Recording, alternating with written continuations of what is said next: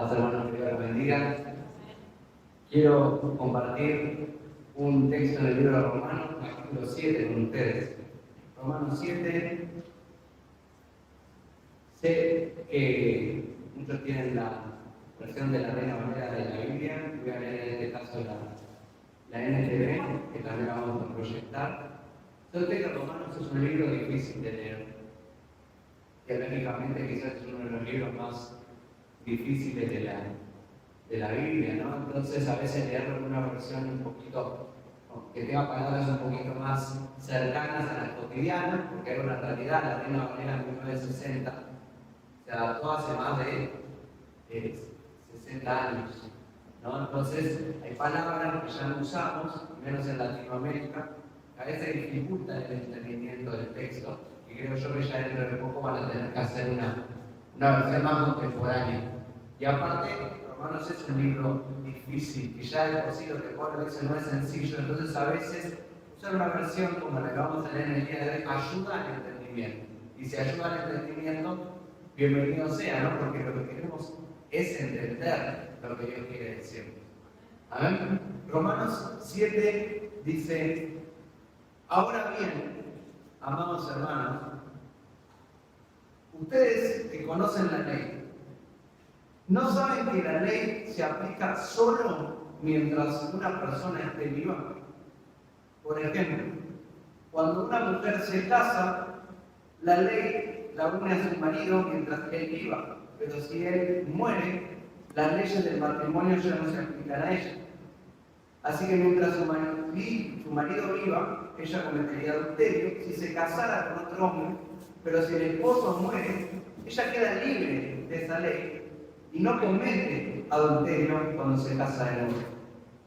Por lo tanto, mis amados hermanos, la cuestión es la siguiente. Ustedes murieron en lugar de la ley, cuando murieron con Cristo, y ahora están unidos a aquel que fue levantado de los muertos. Como resultado, podemos producir una cosecha de buenas acciones para Dios. Cuando vivíamos controlados por nuestra vieja naturaleza, los deseos pecaminosos actuaban dentro de nosotros y la ley despertaba esos malos deseos que producían una cosecha de acciones pecaminosas, las cuales nos llevaban a la muerte. Pero ahora fuimos liberados de la ley porque morimos a ellas y ya no estamos presos de su poder. Ahora podemos servir a Dios no según el antiguo modo que consistía en obedecer la ley, la letra de la ley, sino mediante uno nuevo, el de vivir en el Espíritu. Amén. Señor, quiero darle gracias por este texto que acabamos de leer. Te pido que pueda ser de bendición para nuestras vidas. Te pido que por unos minutos vamos a concentrarnos, Señor, usar toda nuestra capacidad mental, nuestra concentración para tratar de entender lo que a través de este texto vos querés decirnos. Te pido, Señor, de que seguro a veces vienen distracciones, preocupaciones, vienen afanes, Señor, a nuestra mente, nos quiere bombardear para que no nos concentremos, Señor. Pero te pido que durante este periodo de tiempo podamos enfocarnos, Señor, sabiendo de que tu palabra es buena, que tu palabra es bendición para nuestra vida. Y te pido que nos des capacidad, Señor, para discernir, para comprender lo que tenés para nosotros. Gracias, Señor, en el nombre de Jesús. Amén y amén. Hermanos, pueden tomar sus asientos.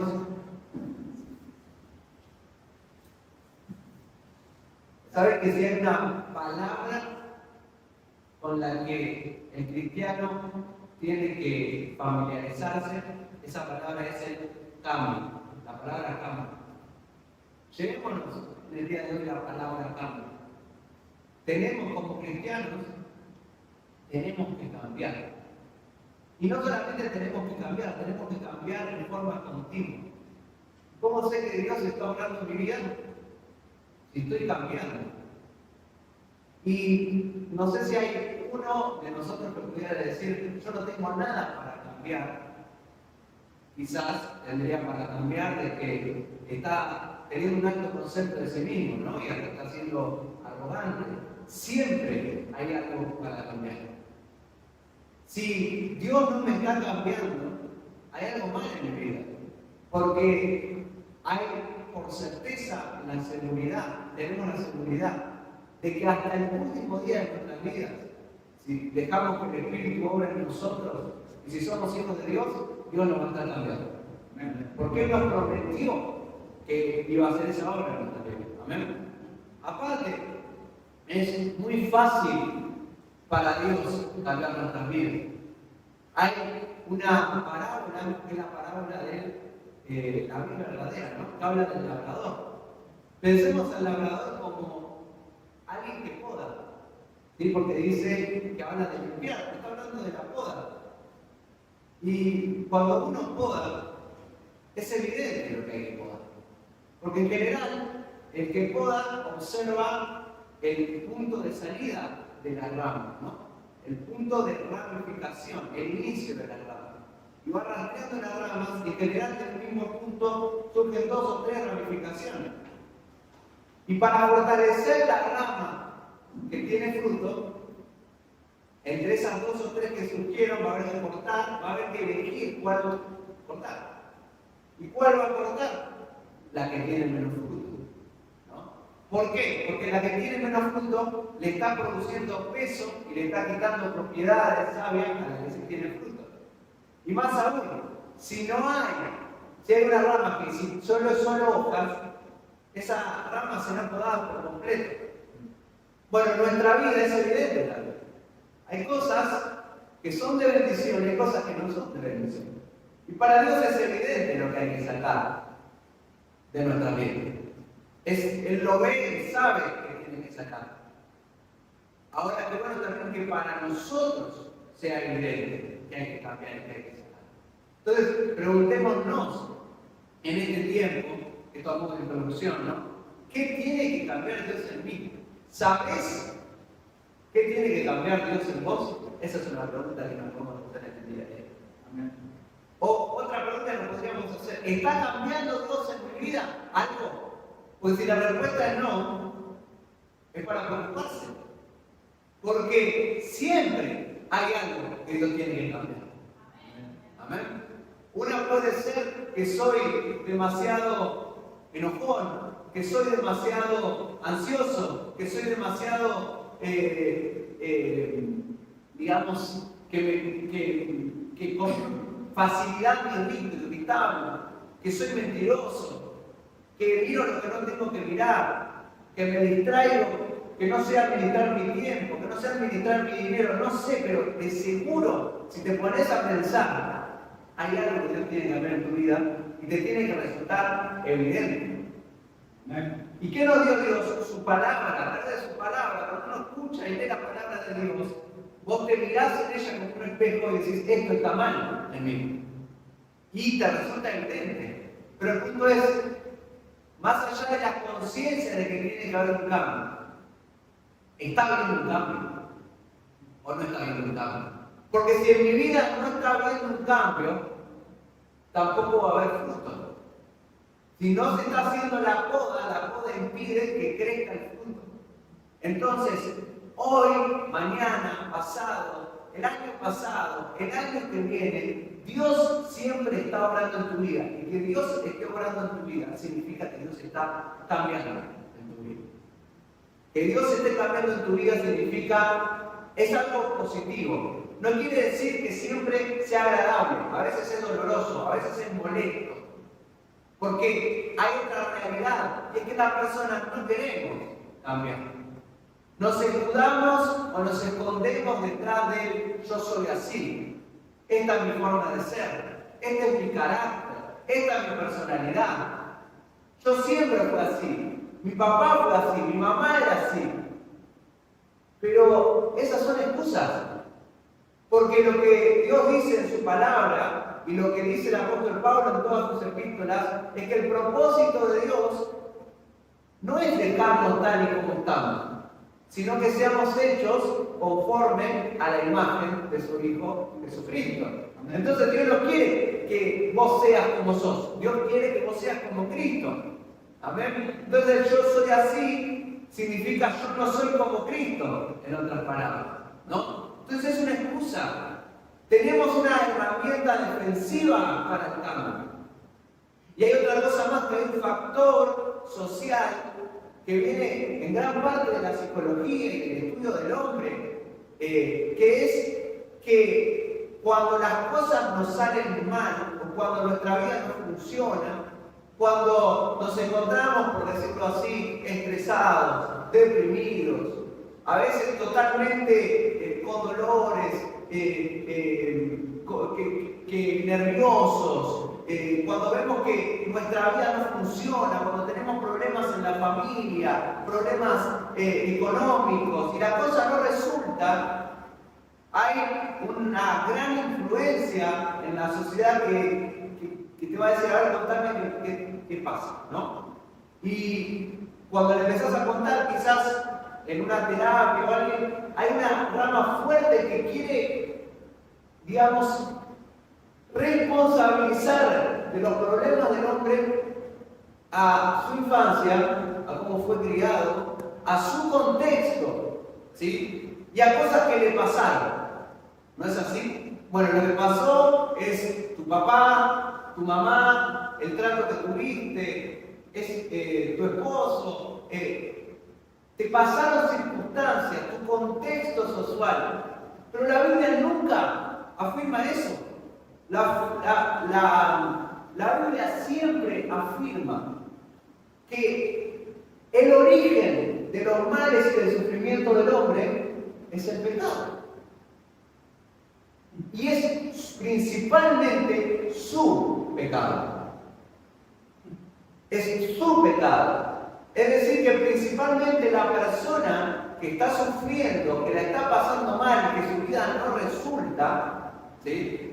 Su vida no resulta, su vida no funciona y que quiere salir de esa situación, quizás muchos le van a decir, bueno, es por lo que te pasó, es por lo que viviste, pero Dios lo que dice es por tu pecado, principalmente. La causa de los males del hombre es su pecado en primera instancia y el pecado de los demás. Pero Dios responsabiliza al hombre y a la mujer de que lo que nos pasa está relacionado con lo que hacemos y con cómo somos. Esto no pone al hombre en un lugar de víctima, sino en un lugar de responsable. Pero hay una buena noticia, que si lo que me pasa es consecuencia de mi pecado, si yo abandono el pecado, voy a estar mejor. Y eso es lo que la Biblia propone. No quiere decir que no haya cosas, que no haya circunstancias, pero en primera instancia, el pecado es lo que, mi pecado es lo que mayor daño me hace. Y Pablo va a tratar este tema en el libro de Romanos. Y Pablo lo primero que nos va a presentar es la ley.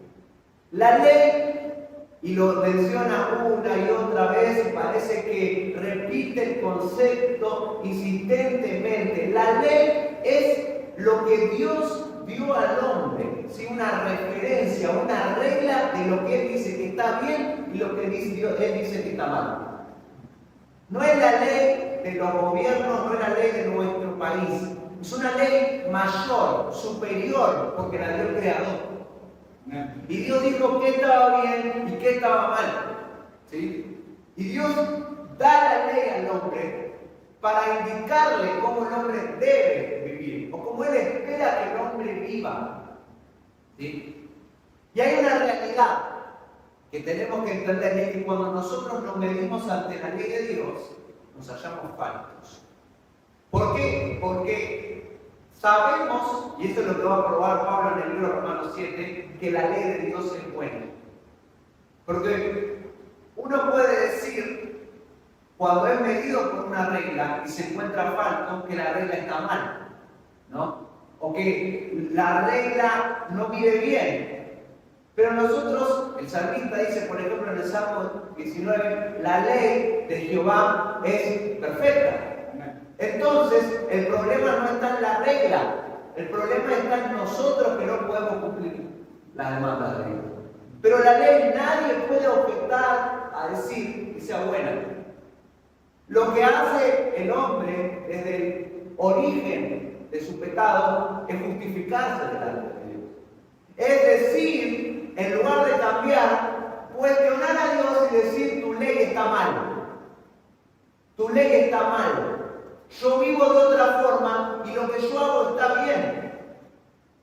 Amén. Cuando el hombre transgrede la ley de Dios, Dios dijo A y el hombre quiere vivir B.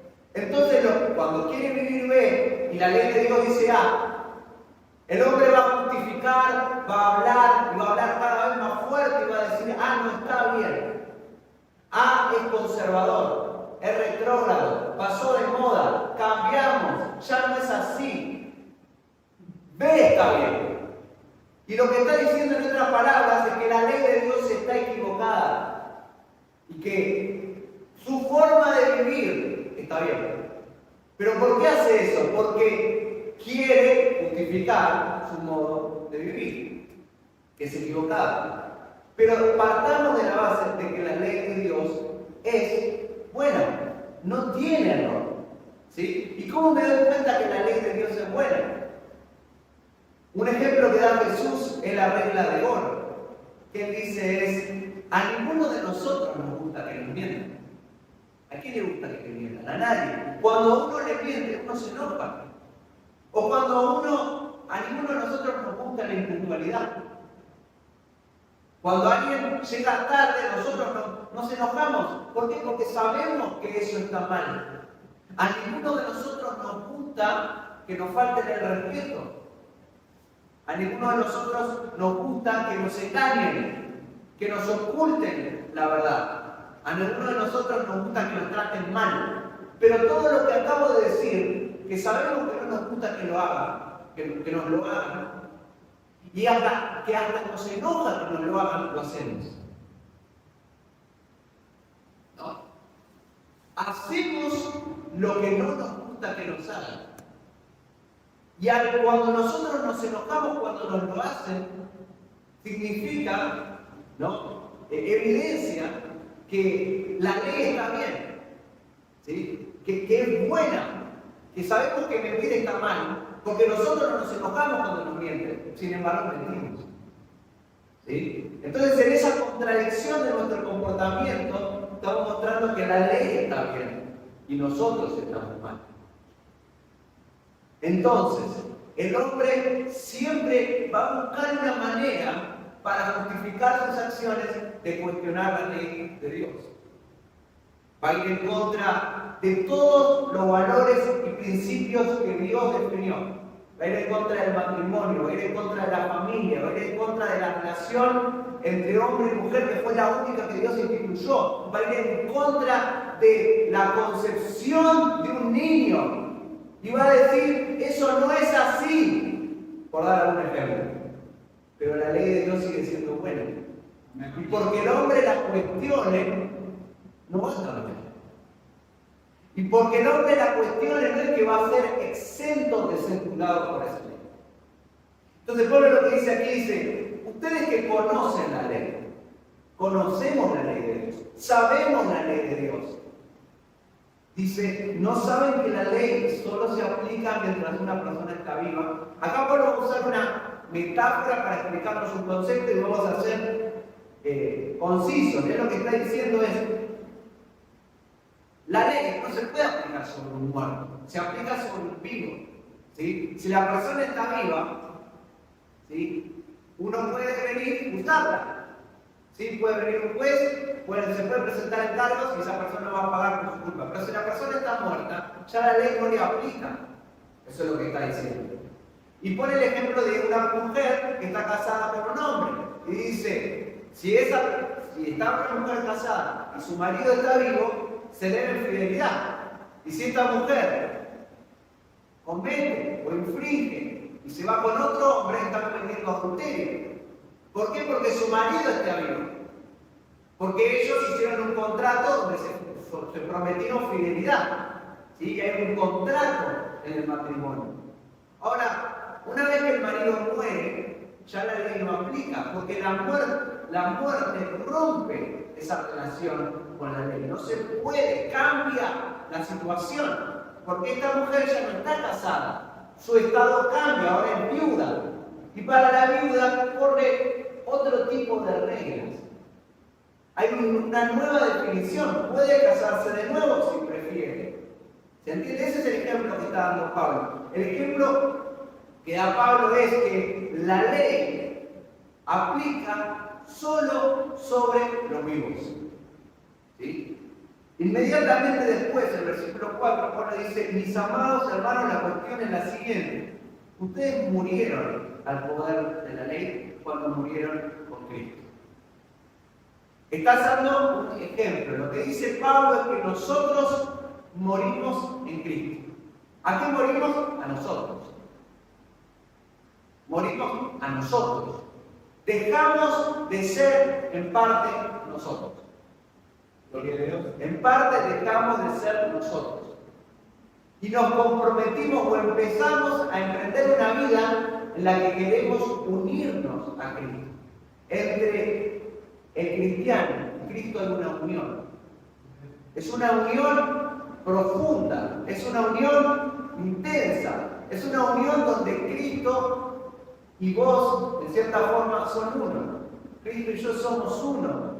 Donde el compromiso de Dios es que algún día sea como Cristo. ¿Sí? Pero para poder ser como Cristo, tiene que haber una muerte. ¿Y esa muerte a qué es? A vos. A vos.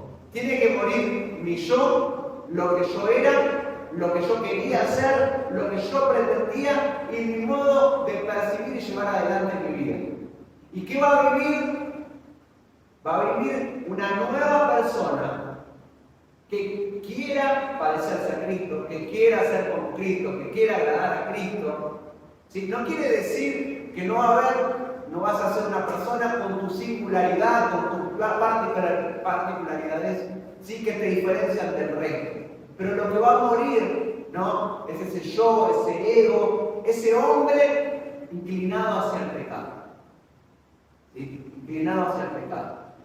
Pablo dice que murió, ¿sí? Hemos muerto con Cristo.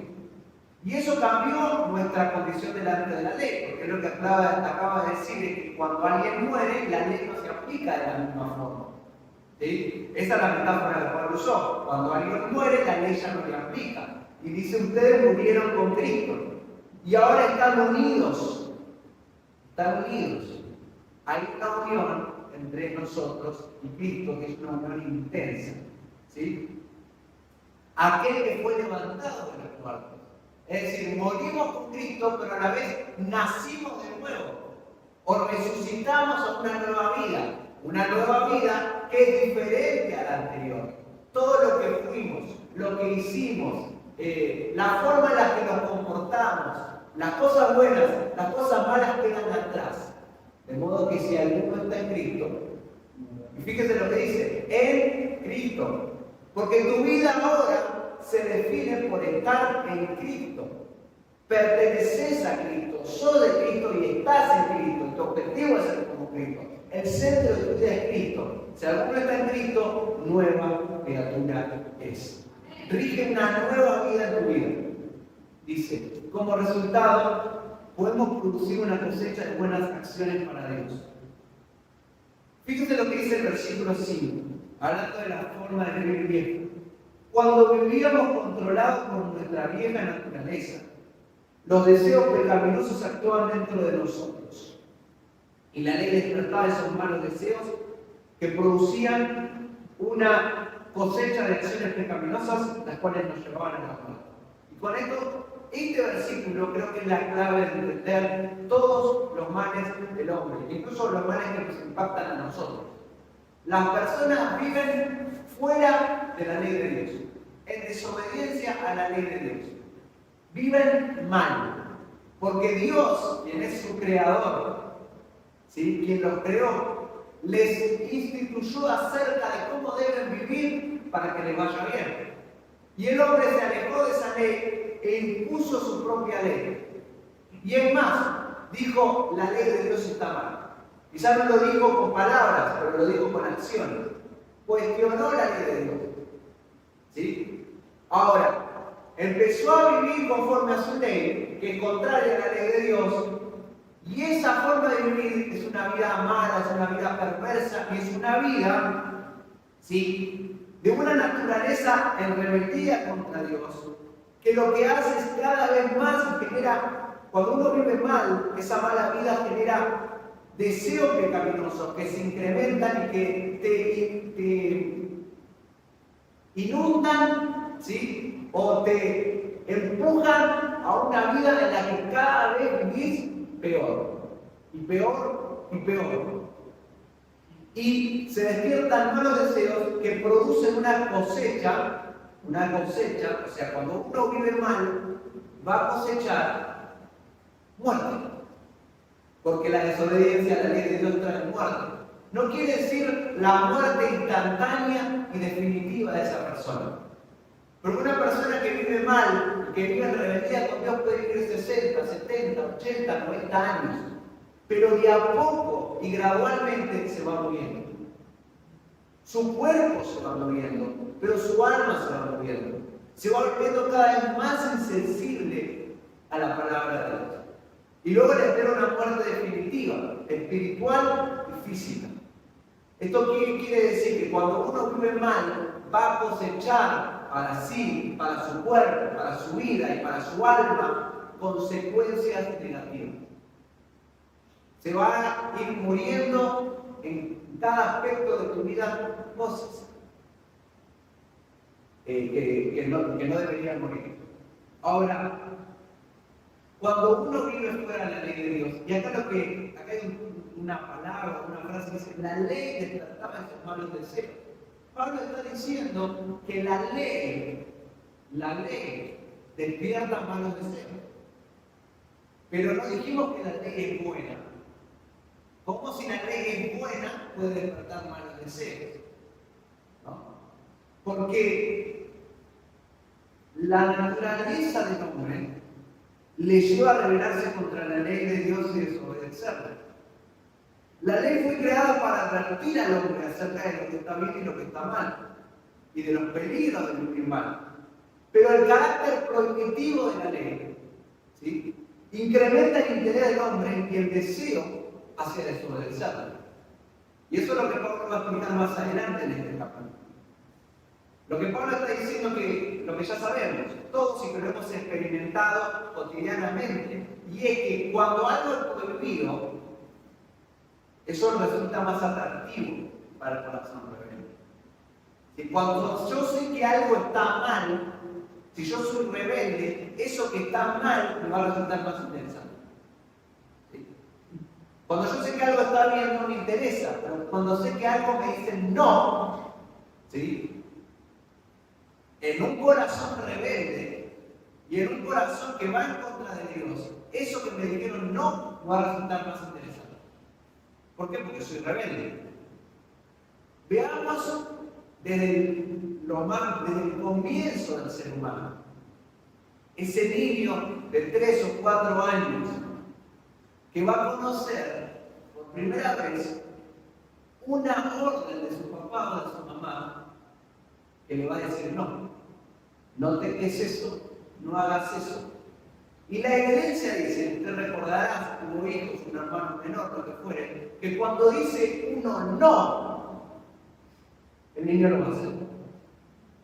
Y lo va a hacer al punto tal, parece que se está burlando de usted.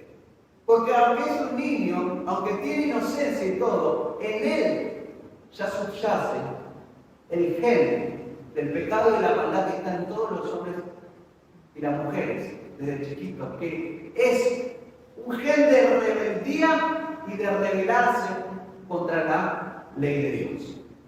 En este caso, la ley de Dios representada por un papá y por una mamá que dice no. Vayamos a la adolescencia, que es la edad de la rebeldía originalmente. El adolescente, ¿por qué o qué le va a interesar más? Lo prohibido. Lo prohibido. La ley es buena, te dicen no hagas esto, no vengas tan tarde, cuidate, no ingieras alcohol ni sustancias prohibidas, no te conviene. Ese no parece que va a ser un resaltador para que a ese joven le resulte más interesante. Porque quiere explorar y quiere desafiar. Y en el fondo, el no, lo que despierta en la persona que lo recibe es cuestionar la autoridad. ¿Pero por qué cuestionar la autoridad? Porque cree ese joven o ese ente rebelde o ese niño que le están privando de algo que es bueno. Le están privando de algo que él puede probar y experimentar y que le resultaría beneficioso. ¿Sí? Cuando Dios le dijo a Adán y Eva en el Edén, de esto no comas, el origen del pecado fue cuestionar lo que Dios dijo. Y cuando viene la serpiente, lo que siembra en el corazón de Adán y de Eva es la duda, el cuestionar si lo que Dios dijo es para mi bien. ¿Qué pasa si pruebo el fruto? Quizás es delicioso, quizás es rico, quizás Dios no es tan bueno como dice ser y me está privando de algo bueno para mí. Estoy cuestionando la naturaleza de Dios. Cuando Dios dice no, es porque me va a hacer daño.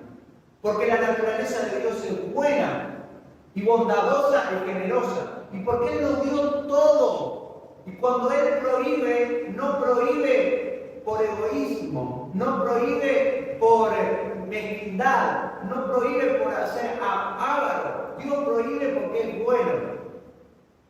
Y en ninguna mente, en ninguna conciencia debiera estar el cuestionar esa verdad. Pero Satanás mete eso en el corazón y Adán y Eva. Y ese cuestionar si lo que Dios me dijo es cierto, yo quiero conocer por mí mismo si lo que me están negando es bueno, es lo que está en el corazón del hombre. Y cuando la ley dice no, el hombre piensa, pero ¿qué pasa si lo hago? Quizás no es tan malo como parece. Mucha gente lo hizo y no está mal. Parece divertido. El carácter prohibitivo de la ley hace más interesante el pecado, porque el hombre tiene una naturaleza caída, rebelde, y a lo que Dios diga no, él va a querer decir sí. Él lo va a querer probar y experimentar. Por eso dice el texto que acabamos de leer, en el versículo 5, que en nuestra vieja naturaleza, que es una naturaleza rebelde contra la ley de Dios, dice, la ley despertaba malos deseos. Porque Dios decía no, y lo que me decían que no, yo quería sí. ¿Por qué? Por hacerla contra la ley de Dios. Parece que en cada área donde Dios dijo que no, el hombre avanza y busca la forma de transgredir. No es tan así. No es tan así. Eso, en primer, no es tan así. Está en Génesis 3, cuando la serpiente les dice, no es tan así. Lo que Dios les dijo es, bueno, eso no es tan así. El cuestionar la ley de Dios. Y cuando nos prohibían algo, eso resultaba más interesante. Pero dice, ahora fuimos librados de la ley. Pablo no dice que fuimos librados, o sea, que podemos vivir como queremos. No está diciendo eso. Está diciendo que existe un contrato legal entre Dios y todas las criaturas que Él creó. ¿Sí? Esto no es un contrato que vos si querés lo firmás. Es un contrato unilateral. Dios dice, yo soy el creador, acá las cosas se hacen como yo digo, y si no se hacen como yo digo, hay consecuencias. ¿Te gusta? Bien, ¿no te gusta? Bien, es así igual, que Él es el creador, y Él lo define. Es un contrato unilateral. Es decir, definido por Dios hacia nosotros. No es algo que podamos rechazar.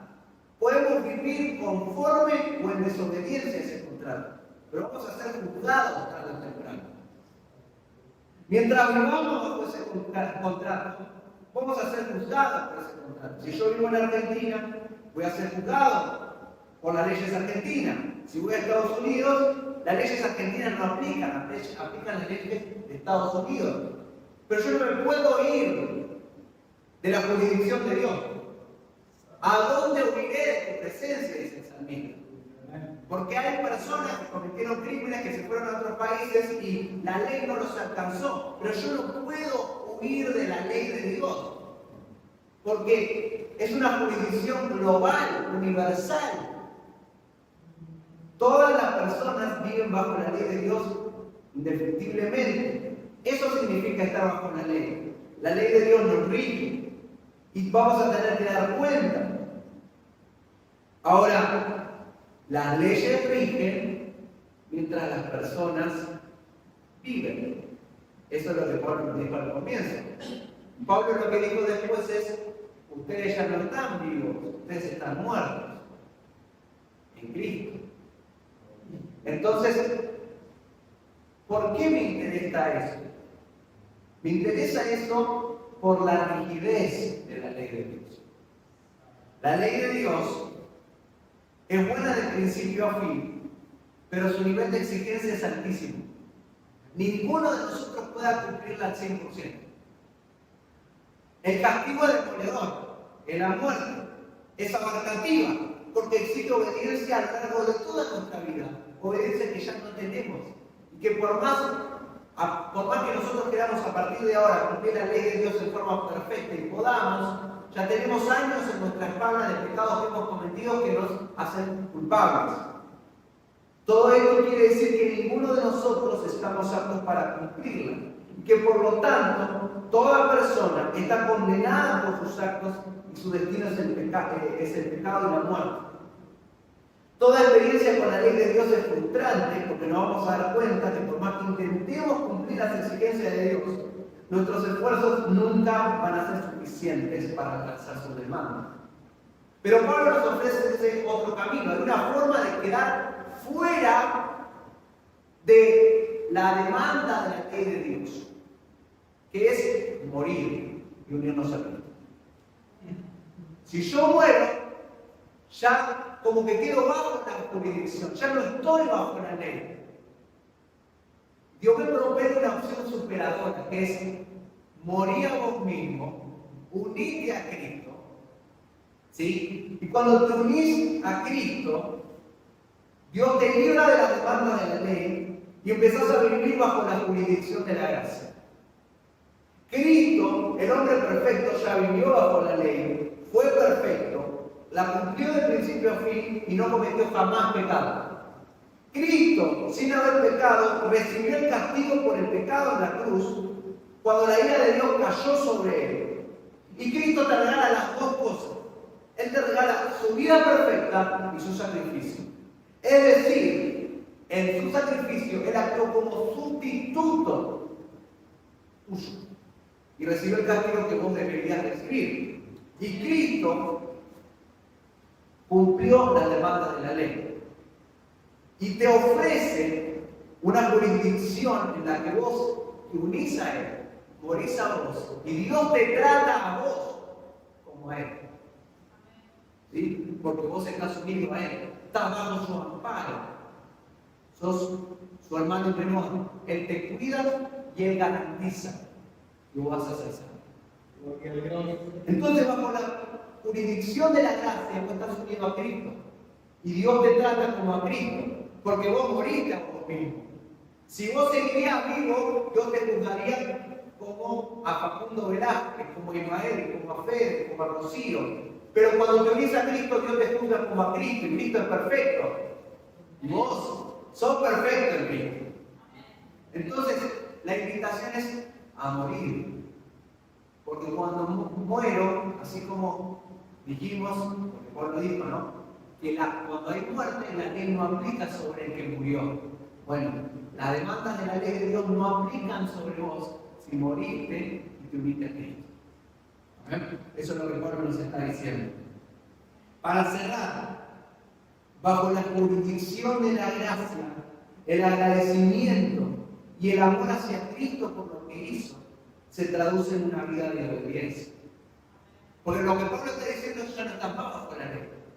Eso es peligroso. Porque yo, si entiendo mal este texto y digo, ya no estoy bajo la ley no aplica a mí, vivo como quiero, o yo ya no estoy más bajo la ley. Pero creo que quedó claro que no es lo que Pablo está diciendo. Es dejarte una vida en la que tenías un nombre y un apellido y ibas a rendir a Dios por tu cuenta y vas a ser condenado. Dejaste eso por una vida en la que te uniste a Cristo, moriste a vos. ¿Sí? Y eso unir a Cristo implica muchas cosas. Pero al final de tu vida no vas a ser juzgado como Facundo Velázquez, sino como Cristo. porque te uniste a Cristo. Eso es lo que Pablo está diciendo. Y en ese sentido, ya no estamos bajo la ley, sino bajo la gracia. Bajo la jurisdicción de la gracia, tenemos la tutela del Espíritu Santo, que es lo que vamos a hablar con nosotros. Porque fíjense cómo termina el texto que leímos. Dice, versículo 6, fuimos liberados de la ley porque morimos a ella y ya no estamos más presos de su poder. Ahora podemos, entonces no estamos bajo la ley, pero podemos servir a Dios no según el antiguo modo, que consistía en obedecer la letra de la ley, sino mediante uno nuevo, el del vivir en el Espíritu. Amén. ¿A qué refiere la vida en el Espíritu? Refiere a una tutela del Espíritu Santo en nuestra vida, donde Dios de antemano cambia nuestra naturaleza, interés y relación con el pecado, donde Dios cambia nuestra situación legal porque nos hace justos en los papeles, aunque no seamos justos en nuestra realidad. Y por último, va a cambiar nuestra condición, nuestra vida, a lo largo de toda nuestra vida va a ir cambiando aspectos en un proceso gradual para que nos parezcamos a Cristo allá en el cielo. Vamos a ponernos de pie. Lo que quiero que te lleve de esta palabra es esto, que para todo cristiano es indispensable morir a sí mismo y unirse a Cristo. Y a unirse a Cristo implica una vida de constante cambio, ¿sí? Una vida donde mi objetivo es dejar de ser yo, en mi personalidad, en mi rebeldía, en mi forma de ver las cosas y ver las cosas como Dios dice que son. ¿Sí? No importa lo que hice en el pasado, no importa cuántos años tengo, a partir de hoy yo muero a mí mismo y me uno a Cristo. Y soy Dios con Él. Amén. Amén. Y en esa unión mi vida cambia por completo. Y en ese momento yo sé que lo que Dios dice está bien, que yo quiero vivir conforme a eso, que no cuestiono su ley. Si hay algo mal, todo esto soy yo. ¿Sí? Y Dios me va a cambiar y me va a hacer una nueva persona. Oramos al Señor. Padre,